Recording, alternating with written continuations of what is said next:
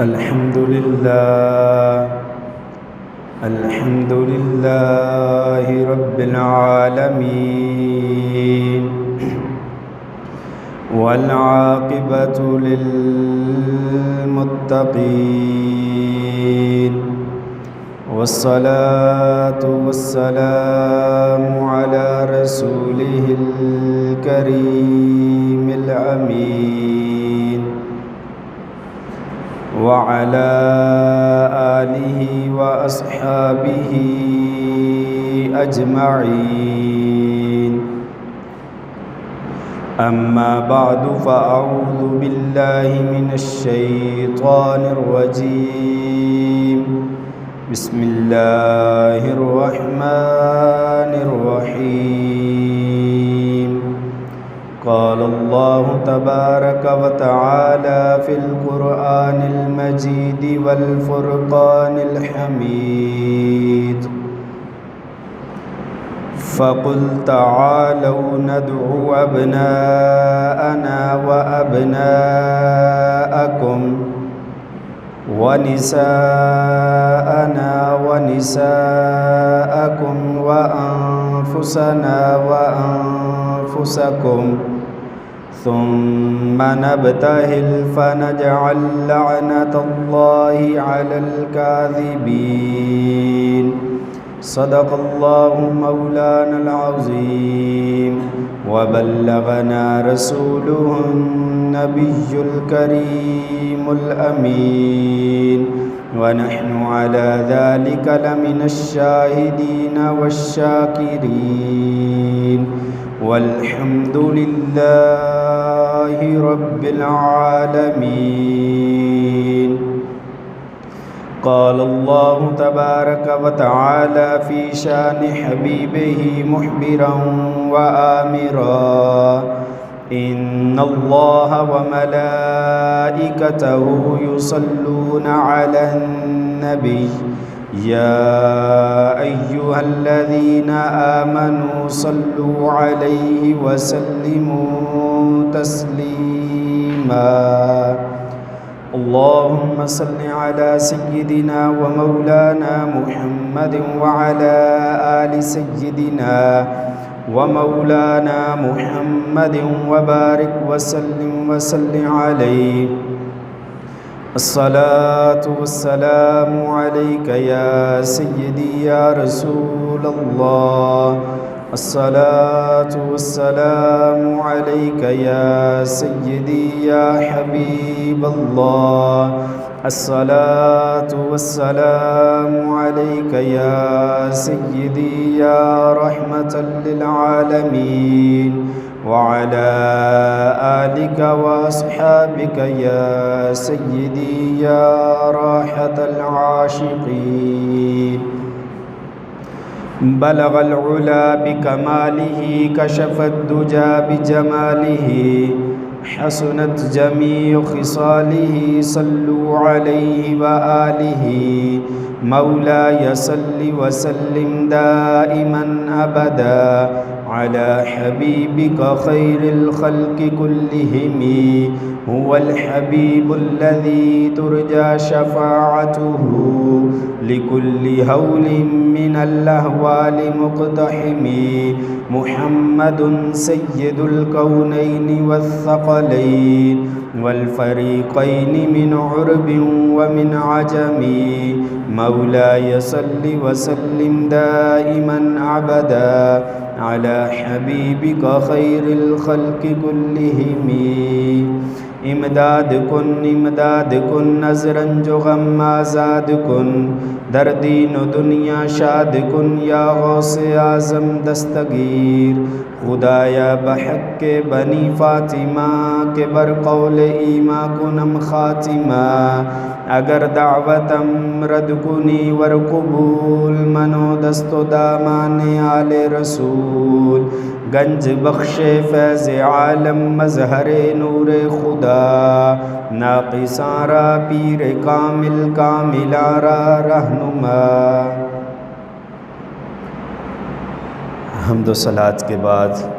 لائق صد عزت و تکریم معزز محترم و محتشم سامعین و حاضرین، اللہ تبارک و تعالی جل مجدہ الکریم خالق کائنات مالک شش جہات کا لاتعداد شکر اور اس خدائے بزرگ و برتر کا بے پایاں احسان کہ مالک کائنات نے جمعۃ المبارک کے اس مقدس موقع پر اپنے پاک گھر میں حاضری کا شرف بخشا ہے۔ دعا ہے اللہ تبارک و تعالی ہمیں زندگی میں ایسی بہاریں بار بار نصیب فرمائے اور ہماری جبین نیاز کو اپنی بارگاہ بے نیاز میں بار بار جھکنے کی توفیق عطا فرمائے۔ قرآن مجید فرقان حمید کی ایک آیہ مقدسہ تلاوت کرنے کا شرف حاصل کیا ہے۔ دعا ہے اللہ تبارک و تعالی مجھے اس آیہ مقدسہ کے ضمن میں حق اور سچ بیان کرنے کی توفیق عطا فرمائے اور بعد ازاں ہم سب کو حق کو سن کر سنا کر قبول کرنے کے بعد عمل پیرا ہونے کی توفیق عطا فرمائے۔ اللہ تبارک و تعالی جل مجدہ الکریم اپنی مقدس کتاب میں ارشاد فرماتا ہے، فَقُلْ تَعَالَوْا نَدْعُ أَبْنَاءَنَا وَأَبْنَاءَكُمْ وَنِسَاءَنَا وَنِسَاءَكُمْ وَأَنفُسَنَا وَأَنفُسَكُمْ ثُمَّ نَبْتَهِلْ فَنَجْعَلْ لَعْنَةَ اللَّهِ عَلَى الْكَاذِبِينَ۔ یہ آیہ مبارکہ آیہ مباہلہ کے نام سے مشہور ہے۔ اس آیہ مقدسہ کے اندر ذکر کیا گیا مباہلے کے وقت کا کہ اس وقت حضور نبی رحمت صلی اللہ علیہ وسلم کی بارگاہ میں نجران سے تعلق رکھنے والے عیسائی آپ کے پاس آئے اور آ کر آپ سے نبی ہونے کے دلائل مانگے۔ حضور نبی رحمت صلی اللہ علیہ وسلم نے اللہ تبارک و تعالی کی خاص عنایت سے اپنے وہ دلائل ان کے سامنے رکھے، لیکن انہوں نے اس کے باوجود ماننے سے انکار کیا تو اللہ تبارک و تعالی نے حضور نبی رحمت صلی اللہ علیہ وسلم سے ارشاد فرمایا کہ اے میرے محبوب، اب ان سے بحث نہیں کرنی، ان سے مناظرہ نہیں کرنا، بلکہ انہیں مباہلے کی دعوت دیجئے۔ انہیں کہیں کہ یہ اپنے بچوں کو لے آئیں، آپ بھی اپنے بچوں کو لے کر جائیں۔ انہیں کہو کہ یہ اپنی عورتوں کو لے آئیں، آپ بھی اپنی عورتوں کو لے کر جاؤ۔ انہیں کہو کہ یہ خود بھی آ جائیں، آپ بھی خود جاؤ، اور پھر اللہ کی بارگاہ میں مل کر یہ دعا کرو کہ اے اللہ جھوٹے پر لعنت فرما دے۔ احباب گرامی، نجران کے جو عیسائی تھے انہوں نے اس دعوت کو قبول کر لیا اور انہوں نے کہا ٹھیک ہے، ہم مباہلہ کرنے کے لیے تیار ہیں۔ ادھر سے حضور نبی رحمت صلی اللہ علیہ وسلم آپ خود تشریف لے کر گئے۔ آپ نے ساتھ میں جناب حسنین کریمین علیہم السلام کو لیا اور ساتھ جناب سیدہ خاتون جنت سیدہ فاطمہ الزہرا سلام اللہ علیہا آپ کو لیا، لے کر ایک روایت کے مطابق ازواج مطہرات بھی ساتھ تھیں۔ آپ ان کو لے کر میدان میں گئے۔ جب نجران کے عیسائیوں نے دیکھا کہ یہ 5 تن پاک کی ہستیاں تشریف لا رہی ہیں، سب سے آگے حضور نبی رحمت صلی اللہ علیہ وسلم ہیں، پیچھے جناب خاتون جنت ہیں، پیچھے حضرت علی ہیں، پیچھے جناب حسنین کریمین ہیں۔ اس انداز کے ساتھ حضور جب میدان میں نکلے تو وہ جو عیسائیوں کا بڑا راہب تھا اس نے اپنے باقی عیسائیوں سے کہا کہ جس انداز کے ساتھ، جس شان کے ساتھ یہ 5 میدان میں آ رہے ہیں، اگر آج انہوں نے بد دعا کر دی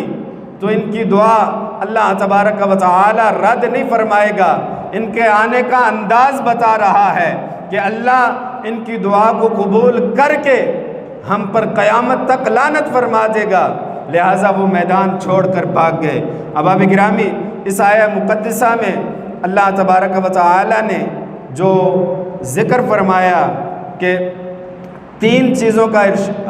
اللہ نے حکم ارشاد فرمایا۔ پہلے کہا ابناءنا، اپنے بچوں کو لے کر جاؤ، تو بچوں میں حضور نبی رحمت صلی اللہ علیہ وسلم جناب حسنین کریمین کو لے کر گئے، کیونکہ حضور نبی رحمت صلی اللہ علیہ وسلم نے ارشاد فرمایا کہ ہر نبی کی پشت سے اللہ نے اس کی اولاد کو ہر نبی کی پشت میں رکھا، لیکن میری اولاد کو اللہ نے علی کی پشت میں رکھا ہے۔ تو جناب حضرت علی کے یہ شہزادے حضور نبی رحمت صلی اللہ علیہ وسلم ان کو ساتھ لے کر گئے، اور پھر اللہ نے ارشاد فرمایا وَنِسَاءَنَا وَنِسَاءَكُمْ، تم اپنی عورتوں کو لے کر جاؤ، وہ اپنی عورتوں کو لے کر آئیں۔ تو حضور نبی رحمت صلی اللہ علیہ وسلم خاتون جنت جناب سیدہ فاطمہ الزہرا سلام اللہ علیہا آپ کو ساتھ لے کر گئے۔ احباب گرامی، یہاں ایک اعتراض بھی اٹھایا جاتا ہے کہ تم کہتے ہو حضور کی 4 بیٹیاں تھیں، حضور باقی 3 بیٹیوں کو ساتھ کیوں نہیں لے کر گئے؟ تو احباب گرامی یاد رکھیے، حضور کی سب سے بڑی بیٹی جناب سیدہ زینب رضی اللہ تعالی عنہا، آپ کا وصال مبارک ہوا 8 ہجری میں۔ جناب سیدہ زینب جو حضور کی بیٹی ہیں، زینب بنت محمد صلی اللہ علیہ وسلم، آپ کا وصال مبارک ہوا 8 ہجری میں، اور دوسری بیٹی آپ کی جناب سیدہ رقیہ رضی اللہ تعالی عنہا، آپ کا وصال مبارک ہوا 2 ہجری میں، اور تیسری بیٹی جناب حضور نبی رحمت صلی اللہ علیہ وسلم کی تیسری بیٹی جناب سیدہ ام کلثوم رضی اللہ تعالی عنہا، آپ کا وصال مبارک ہوا 9 ہجری شعبان المعظم میں۔ تو یہ 3 صاحبزادیاں حضور کی جو جن کا انتقال، جن کا وصال مبارک جناب زینب کا 8 ہجری میں، جناب رقیہ کا 2 ہجری میں، اور جناب ام کلثوم رضی اللہ تعالی عنہا آپ کا وصال مبارک ہوا 9 ہجری شعبان المعظم میں، اور جو مباہلہ ہوا 9 ہجری ذی الحج میں، 24 ذی الحج 9 ہجری میں مباہلہ ہوا۔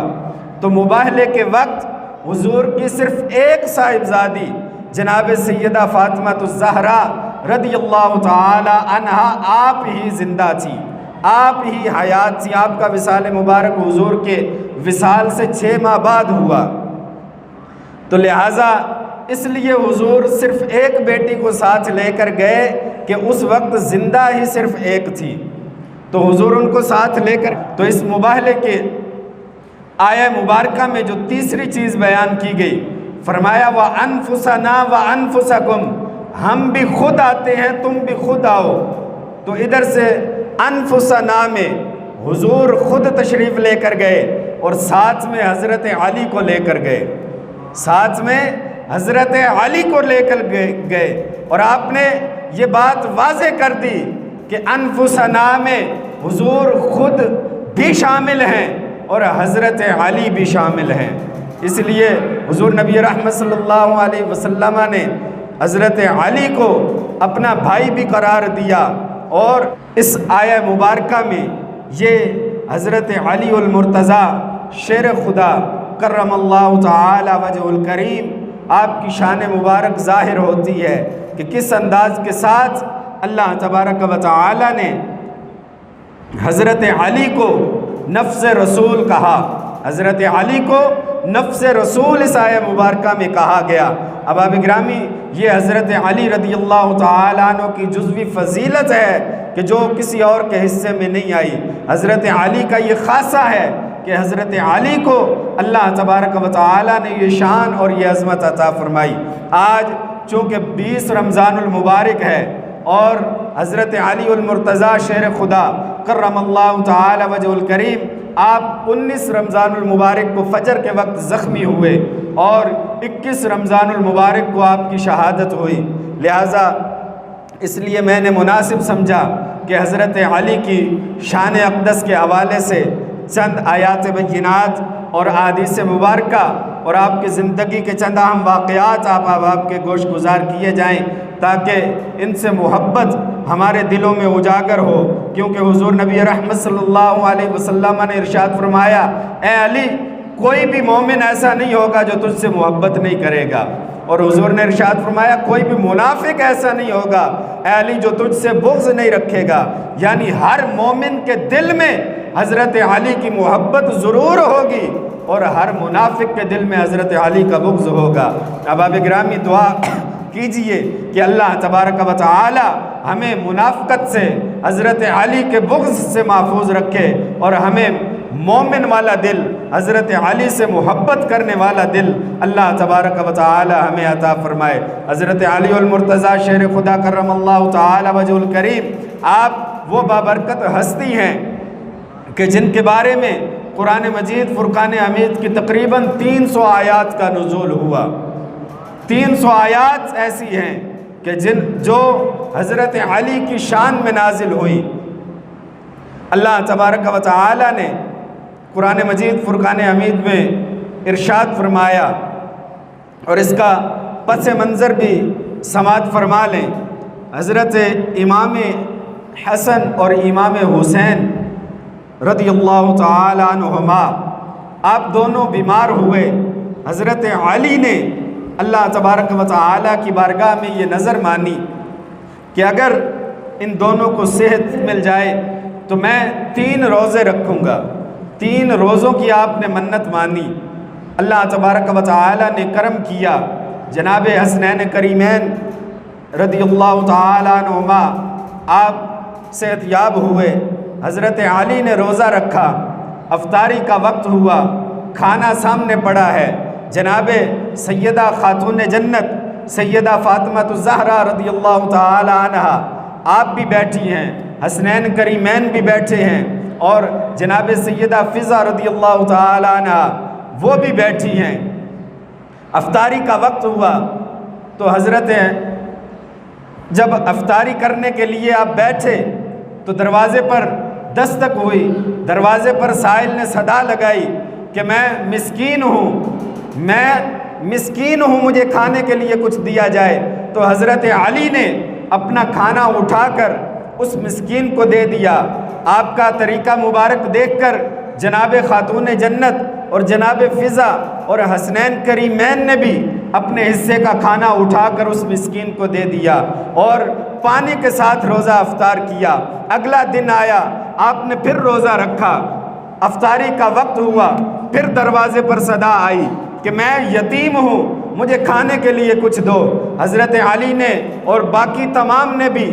دوسرے دن اپنا کھانا اس یتیم کو دیا اور پانی کے ساتھ روزہ افطار کیا۔ تیسرا دن آیا، پھر یہی معاملہ ہوا۔ افطاری کے وقت پھر دروازے پر آواز دی گئی کہ میں قیدی ہوں، مجھے کھانے کے لیے کچھ دو۔ پھر سب نے اپنا کھانا اس کو دے کر پانی کے ساتھ روزہ افطار کیا۔ احباب گرامی، یہ معاملہ تیسرے دن جب ہوا، جب اگلے دن فجر کے وقت حضرت علی المرتضیٰ شیر خدا کرم اللہ تعالی وجہ الکریم فجر کی نماز کے لیے مسجد نبوی میں گئے تو اس وقت آیت کا نزول ہوا۔ وہ آیت کیا تھی؟ وَيُطْعِمُونَ الطَّعَامَ، وہ کھانا کھلاتے ہیں، عَلَىٰ حُبِّهِ، اس کی محبت میں، مسکیناً، مسکین کو، وَيَتِیمًا، اور یتیم کو، وَأَسِیرًا، اور قیدیوں کو۔ احباب گرامی، جس انداز کے ساتھ حضرت علی نے 3 دن مسکین، یتیم اور قیدی کو کھانا کھلایا تھا، اللہ تبارک و تعالی نے اسی بات کا ذکر قرآن مجید میں فرما دیا اور یہ بات بھی ساتھ واضح کر دی علی حبہ، کہ یہ 3 دن جو مسکین، یتیم اور قیدی کو کھانا کھلایا ہے یہ کوئی دکھلاوے کے لیے نہیں کھلایا، علی حبہ، اللہ کی محبت میں کھلایا ہے، اللہ کی محبت میں یہ عمل کیا ہے۔ احباب گرامی، لہٰذا حضرت علی شیر خدا کرم اللہ تعالی وجہ الکریم، آپ کا عمل مبارک جو بھی ہوتا وہ اللہ تبارک و تعالی کی رضا اور خوشنودی حاصل کرنے کے لیے ہوتا۔ میں نے گزشتہ 2 ماہ پہلے ایک جمعۃ المبارک پر عرض کیا تھا کہ حضرت علی المرتضیٰ شیر خدا کرم اللہ تعالی وجہ الکریم، آپ جنگ کے دوران آپ نے ایک کافر کو نیچے گرایا، اس کے سینے پر بیٹھے اور اس کا سر جدا کرنے والے تھے کہ اس نے آپ کے چہرے مبارک پر تھوک پھینکا، آپ نے اس کو وہیں پر چھوڑ دیا، اس کافر نے پوچھا کہ علی کیا ماجرا ہے؟ ہم تو جب کسی پر غالب آ جاتے ہیں تو اس کو کسی صورت نہیں چھوڑتے، اور وہ اگر ہماری کوئی اہانت کرے، ہمیں مزید غصہ دلائے تو اس کا جو ہم انجام کرتے ہیں وہ بڑا عبرتناک ہوتا ہے۔ لیکن آپ نے کیا کیا؟ آپ مجھ پر غالب آ گئے، آپ نے مجھے نیچے گرا لیا، آپ ایک ہی وار میں میرا کام تمام کر سکتے تھے، لیکن آپ نے مجھے زندہ چھوڑ دیا، الٹا میں نے آپ کے چہرہ مبارک پر تھوک پھینکا، آپ کی اہانت کی، آپ کو مزید غصہ دلایا، آپ نے اس کی بھی کوئی پرواہ نہیں کی، آپ نے مجھے چھوڑ کیوں دیا؟ تو مولا کائنات حضرت علی المرتضیٰ شیر خدا کرم اللہ تعالی وجہ الکریم، آپ نے ارشاد فرمایا کہ بھئی ماجرا یہ ہے کہ ہم جو بھی عمل کرتے ہیں وہ صرف اور صرف اللہ کی رضا کے لیے کرتے ہیں۔ جب میں تجھ سے جنگ کر رہا تھا تو میں تجھے کوئی اپنا دشمن سمجھ کر جنگ نہیں کر رہا تھا، میں خدا کا دشمن سمجھ کر جنگ کر رہا تھا، میں تجھے کافر سمجھ کر، خدا کے دین کا دشمن سمجھ کر تجھ سے لڑ رہا تھا، لیکن جب تو نے میرے چہرے پر تھوک پھینکا تو اب یہ چونکہ میرا اپنا بدلہ بن گیا تھا، تو علی اپنے دشمنوں سے بدلہ نہیں لیتا، علی اپنے دشمنوں کو معاف کر دیتا ہے، لہٰذا میں نے تجھے اس وجہ سے معاف کر دیا۔ مولا کائنات کا یہ اعلان سن کر، آپ کا یہ عمل مبارک دیکھ کر اس کافر نے وہی کلمہ پڑھا اور مسلمان ہو گیا۔ احباب گرامی، یہ مولا کائنات کا عمل تھا، یہ آپ کا طریقہ مبارک تھا کہ آپ نے کس انداز کے ساتھ اپنے طریقہ مبارک سے لوگوں کو دین کی طرف راغب کیا، لوگوں کو دین کی طرف بلایا۔ احباب گرامی، جناب سیدنا عمر فاروق رضی اللہ تعالیٰ عنہ، آپ کا دور مبارک ہے، حضرت علی المرتضیٰ شیر خدا کرم اللہ تعالی وجہ الکریم، آپ ارشاد فرماتے میں نے ایک رات خواب دیکھا، خواب میں کیا دیکھتا ہوں کہ مسجد نبوی ہے، رسول اللہ صلی اللہ علیہ وسلم تشریف فرما ہے، فجر کی نماز کا وقت ہے، حضور نے فجر کی نماز پڑھائی، فجر کی نماز پڑھانے کے بعد حضور بیٹھ گئے، صحابہ کرام رضوان اللہ تعالی علیہ مجمعین بھی آپ کے ارد گرد بیٹھ گئے، گفتگو شروع ہوئی، تھوڑی دیر گزری کہ ایک بوڑھی عورت کھجوروں کا ایک ٹوکرا لے کر آئی، اس نے حضور کی بارگاہ میں کھجوریں پیش کی، حضور نے فرمایا یا علیو، اے علی، حضرت علی حاضر ہوئے، لبیک یا رسول اللہ صلی اللہ علیہ وسلم، یا رسول اللہ میں حاضر ہوں، فرمایا یہ کھجوریں صحابہ کرام میں تقسیم کرو، حضرت علی نے سب کو ایک ایک کھجور دی، سب کو کھجوریں تقسیم کرنے کے بعد حضور کے سامنے رکھی، حضور نے ایک کھجور اٹھا کر حضرت علی کو دی، حضرت علی فرماتے ہیں میں نے وہ کھجور لے لی، میں وہ کھجور کھانے لگ پڑا، اور اتنے میں مؤذن نے اذان دے دی، میرے آنکھ کھل گئی، حضرت علی فرماتے ہیں فجر کا وقت تھا، میں مسجد نبوی میں پہنچا، دیکھتا ہوں وہی ماجرا ہے، صحابہ کرام بیٹھے ہیں، نماز فجر کا انتظار کر رہے ہیں، بس فرق اتنا ہے کہ میں نے جو خواب میں دیکھا تھا مصلی پر حضور خود تشریف فرما تھے، لیکن یہاں جناب سیدنا عمر فاروق رضی اللہ تعالیٰ عنہ مصلی امامت پر تشریف فرما ہے، مؤذن نے اقامت کہی، اقامت کے بعد نماز فجر ادا کی گئی، صحابہ کرام بیٹھ گئے، حضرت علی فرماتے ہیں میں بھی بیٹھ گیا، تھوڑی دیر گزری، ایک بوڑھی عورت کھجوریں لے کر آئی، حضرت عمر فاروق رضی اللہ تعالیٰ عنہ نے کہا کہ اے علی یہ کھجوروں کا ٹوکرا لیجئے اور صحابہ کرام میں کھجوریں تقسیم کیجئے، حضرت علی فرماتے ہیں میں نے وہ کھجوروں کا ٹوکرا لے لیا، میں صحابہ کرام میں کھجوریں تقسیم کرنے لگا، میں نے سب کو ایک ایک کھجور دی، پھر وہ ٹوکرا لا کر جناب سیدنا عمر فاروق رضی اللہ تعالیٰ عنہ کے سامنے رکھ دیا، آپ نے ایک کھجور اٹھا کر مجھے دے دی، تو حضرت علی فرماتے ہیں رات کو خواب میں بھی یہی منظر تھا، حضور نے ایک کھجور مجھے دی تھی، لیکن وہاں بھی میرا دل یہ چاہتا تھا کہ حضور دوسری کھجور بھی مجھے دیں، لیکن حضور کے ادب کی وجہ سے میں نے وہاں مطالبہ نہیں کیا، یہاں چونکہ جناب سیدنا عمر فاروق رضی اللہ تعالیٰ عنہ سے دوستانہ تعلق بھی تھا، تو اس تعلق کی بنا پر میں نے جناب سیدنا عمر فاروق سے کہا کہ اے عمر میرا جی چاہتا ہے کہ مجھے ایک کھجور اور دے دو، تو جناب سیدنا عمر فاروق رضی اللہ تعالیٰ عنہ آپ نے ارشاد فرمایا کہ اے علی رات کو حضور نے کتنی کھجوریں دی تھی، رات کو حضور نے کتنی کھجوریں دی تھی، اگر حضور نے 2 دی تھی تو مجھ سے بھی 2 لے لو، اگر حضور نے 1 دی تھی تو پھر 1 ہی ملے گی۔ احباب گرامی، حضرت علی کا یہ عمل اور جناب سیدنا عمر فاروق رضی اللہ تعالی عنہ آپ کا یہ عمل مبارک یہ بھی بتاتا ہے کہ حضور کے صحابہ آپس میں کس قدر محبت کرتے تھے، کس قدر ایک دوسرے کا آپس میں ان کا محبت کا تعلق تھا۔ احباب گرامی، حضرت علی المرتضیٰ شیر خدا کرم اللہ تعالی وجہ الکریم، آپ کی عظمت بڑی، آپ کو اللہ تبارک و تعالی نے بڑی شان عطا فرمائی، اور امام احمد بن حنبل رحمۃ اللہ تعالی علیہ آپ کا قول مبارک یہ موجود ہے۔ امام احمد بن حنبل رحمۃ اللہ تعالی علیہ فرماتے ہیں کہ جس قدر کثرت کے ساتھ احادیث مبارکہ حضرت علی کی شان میں آئی ہیں، اس قدر کثرت کے ساتھ کسی اور کی شان میں حدیثیں نہیں آئی، اور کس قدر حضرت علی کی شان بیان فرماتے ہوئے حضور نبی رحمت صلی اللہ علیہ وسلم نے کیا کیا ارشاد فرمایا، سماعت فرمائیں۔ حضرت علی کون ہیں کہ جن کے بارے میں حضور نے فرمایا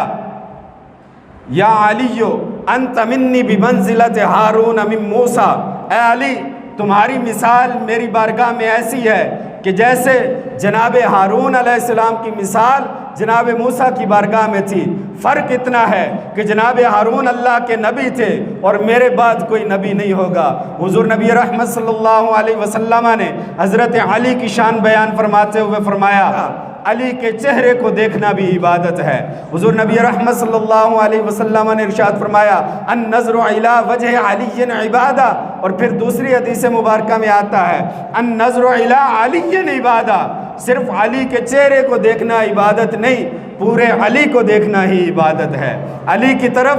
نظر ڈالنا عبادت ہے۔ اور پھر صرف اتنا نہیں، حضور نبی رحمت صلی اللہ علیہ وسلم نے ارشاد فرمایا ذکر علی عبادہ، علی کا ذکر کرنا بھی عبادت ہے، علی کا ذکر کرنا بھی عبادت ہے۔ حضور نبی رحمت صلی اللہ علیہ وسلم نے ارشاد فرمایا علی کون ہے؟ حضور نے فرمایا انا مدینۃ العلم وعلی بابها، میں علم کا شہر ہوں، علی اس کا دروازہ ہے۔ حضور نبی رحمت صلی اللہ علیہ وسلم نے ارشاد فرمایا من کنت مولاہ فہذا علی مولا، جس کا میں مولا ہوں اس کا علی مولا ہے۔ احباب گرامی، مولا کائنات، مولا مشکل کشا حضرت علی المرتضیٰ شیر خدا کرم اللہ تعالی وجہ الکریم آپ کی شان مبارک بیان فرماتے ہوئے حضور نبی رحمت صلی اللہ علیہ وسلم نے ارشاد فرمایا یا علی انت اخی فی الدنیا والآخرہ، اے علی تو دنیا میں بھی میرا بھائی ہے، آخرت میں بھی میرا بھائی ہے۔ احباب گرامی، اللہ اللہ اکبر، یا رسول اللہ، یا رسول اللہ، یا علی، یا علی۔ احباب گرامی، ملاحظہ فرمائیے کہ حضرت علی المرتضیٰ شیر خدا کرم اللہ تعالی وجہ الکریم آپ کو اللہ تبارک و تعالی نے کس قدر شان اور عظمت عطا فرمائی ہے۔ حضور نبی رحمت صلی اللہ علیہ وسلم نے ارشاد فرمایا علی سید العرب ہے، علی عرب کا سردار ہے۔ صحابہ کرام نے عرض کی یا رسول اللہ صلی اللہ علیہ وسلم عرب کے سردار تو آپ ہیں، تو حضور نبی رحمت صلی اللہ علیہ وسلم نے ارشاد فرمایا میں تو ساری انسانیت کا سردار ہوں، علی وہ ہے جس کو اللہ نے عرب کی سرداری عطا فرمائی ہے۔ احباب گرامی، مولا کائنات حضرت علی المرتضیٰ شیر خدا کرم اللہ تعالی وجہ الکریم آپ کے بارے میں حضور نبی رحمت صلی اللہ علیہ وسلم نے ارشاد فرمایا کہ مسجد نبوی میں جتنے دروازے کھلتے ہیں، پہلے معمول انداز یہ تھا کہ مسجد نبوی کے ارد گرد صحابہ کرام کے حجرے تھے، صحابہ کرام کے حجرے مبارک مسجد نبوی کے ارد گرد تھے۔ حضور نے ارشاد فرمایا کہ جتنے صحابہ کے جتنے بھی حجرے اور ان کے دروازے مسجد کی طرف کھلتے ہیں ان دروازوں کو بند کر دیا جائے، سوائے علی کے دروازے کے اس کو باقی رکھا جائے۔ احباب گرامی، یہ بھی حضرت علی کی شان ہے۔ اور حضرت علی کی شان کیا ہے؟ حضور نبی رحمت صلی اللہ علیہ وسلم نے ارشاد فرمایا، اللہ نے مجھے حکم ارشاد فرمایا، میرے محبوب صلی اللہ علیہ وسلم اپنی بیٹی جناب خاتون جنت جناب سیدہ فاطمہ الزہرا کا نکاح علی سے کر دیا جائے۔ علی کے جناب خاتون جنت کا نکاح حضرت علی سے کرنے کا حکم اللہ تبارک و تعالی نے ارشاد فرمایا۔ احباب گرامی، حضرت علی وہ ہیں کہ جن کے بچوں کے بارے میں حضور نبی رحمت صلی اللہ علیہ وسلم نے ارشاد فرمایا، الحسن والحسین سیدہ شباب اہل الجنہ، کہ میرا حسن اور میرا حسین یہ دونوں جنتی جوانوں کے سردار ہیں۔ احباب گرامی، حضرت علی وہ ہیں کہ جنہوں نے خانہ کعبہ میں جن کی ولادت ہوئی، حضرت علی وہ ہیں کہ جن کی شہادت مسجد میں ہوئی۔ احباب گرامی، حضرت علی 19 رمضان المبارک کو اپنے حجرہ مبارک سے نکلے اور آپ کا انداز یہ تھا، آپ نماز فجر کے لیے جا رہے ہیں اور انداز کیا ہے کہ آپ الصلاۃ الصلاۃ یہ آوازیں لگاتے جا رہے ہیں، امیر المومنین لوگوں کو نماز کے لیے جگاتے ہوئے جا رہے ہیں۔ آپ نماز فجر کے لیے تشریف لے کر گئے، وہاں ابن ملجم اس بدبخت نے آپ پر وار کیا اور آپ کو زخمی کیا۔ آپ کو زخمی کرنے کے بعد اس کو ابن ملجم بدبخت کو گرفتار کر لیا گیا، گرفتار کر کے حضرت علی کی بارگاہ میں پیش کیا گیا۔ وہ شربت جو حضرت علی کی افطاری کے لیے رکھا گیا تھا آپ کے سامنے پیش کیا گیا تو آپ نے ارشاد فرمایا، پہلے میرے قاتل کو دو، پہلے اس بدبخت کو یہ شربت دیا جائے۔ جب اس کو دیا گیا اس نے انکار کر دیا۔ حضرت علی نے ارشاد فرمایا کہ اگر تو یہ شربت پی لیتا تو قیامت کے دن حوض کوثر سے شربت پلانے کی ذمہ داری میری تھی، لیکن اس نے انکار کر دیا۔ تو حضرت علی نے ارشاد فرمایا، اگر میں بچ جاؤں تو اس سے انتقام لوں یا اس کو معاف کروں یہ میرا معاملہ ہے، اور اگر میں شہید ہو جاؤں تو پھر اس کو قتل کر دیا جائے، اس کو مزید یعنی اس کا مسئلہ نہ کیا جائے، اس کے اعضاء کو نہ کاٹا جائے، بس اس کو قتل کر دیا جائے۔ احباب گرامی، حضرت علی کی شہادت کے بعد اس کو قتل کر دیا گیا۔ حضرت علی رضی اللہ تعالی عنہ وہ بابرکت ہستی کہ جو حضور نبی رحمت صلی اللہ علیہ وسلم کی زندگی میں ہر غزوے میں جو ہیرو تھے وہ مولا کائنات تھے۔ غزوہ بدر کے حوالے سے گزشتہ جمعۃ المبارک پر میں نے چند باتیں عرض کی تھی۔ احباب گرامی، غزوہ بدر میں 70 کافر قتل ہوئے، 70 کافروں کو واصل جہنم کیا گیا۔ ان 70 میں سے 36 کو اکیلے مولا کائنات نے قتل کیا تھا۔ یہ مولا کائنات کی طاقت تھی۔ غزوہ خیبر کے موقع پر جس دروازے کو مولا کائنات نے ایک ہاتھ سے اٹھا کر اپنی ڈھال بنائے رکھا، بعد میں 70 صحابہ کرام نے اٹھانا چاہا لیکن نہیں اٹھا سکے۔ اور حضرت علی وہ بابرکت ہستی ہیں کہ جنہیں اللہ تبارک و تعالی نے پوری تاریخ اسلامی میں ایک ہستی حضرت علی کی ہے کہ جنہیں یہ اعزاز حاصل ہے کہ آپ کی ولادت کعبہ میں ہوئی اور شہادت مسجد میں ہوئی، یعنی ولادت بھی خدا کے گھر میں، شہادت بھی خدا کے گھر میں۔ کریم کا لخت جگر ہونے کا حق ادا کیا۔ یاد رکھیے، آج کچھ لوگ میڈیا پر آ کر اس طرح کی باتیں کرتے ہیں کہ امام حسین بظاہر اپنے لیڈر کی حمایت کرنے کے لیے کہتے ہیں کہ بظاہر امام حسین جنگ میں ہار گئے تھے۔ یاد رکھیے، امام حسین حقیقتاً بھی جنگ میں جیتے تھے اور بظاہر بھی جیتے تھے۔ اگر آپ آرمی کے اصولوں کو پڑھیں تو وہ آرمی والے اپنے اصول لکھتے ہوئے یہ بات لکھتے ہیں کہ جو بندہ دیکھا یہ جاتا ہے جنگ میں جیتا کون ہے، ہارا کون ہے، اگر اس بات کو دیکھنا ہو تو دیکھا یہ جاتا ہے کہ دونوں کا مقصد کیا تھا، دونوں کا مقصد کیا تھا۔ جس کا مقصد پورا ہو سمجھ لو وہ جیت گیا۔ تو احباب گرامی، امام حسین کا مقصد میدان کربلا میں جا کر